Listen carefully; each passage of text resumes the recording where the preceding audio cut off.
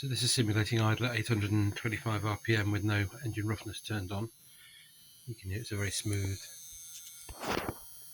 unrealistic sound. So if we tell it to set 5% roughness,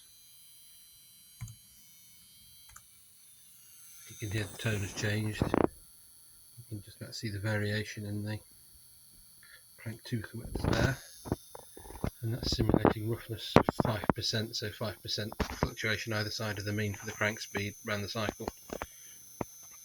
If we then want to simulate a misfire on a cylinder, we can RGH 5% cylinder 1.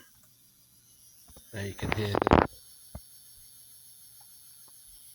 distinct misfire. You see the variation there. If we just go back to 5% roughness figure, and now I'll look at let's sweep the RPM, but we'll sweep it on the push button on the front. There's a script set up to do it. You can see it generally smooths out, but it's correctly simulating the effect of the roughness right up to 7,500 RPM there without missing anything.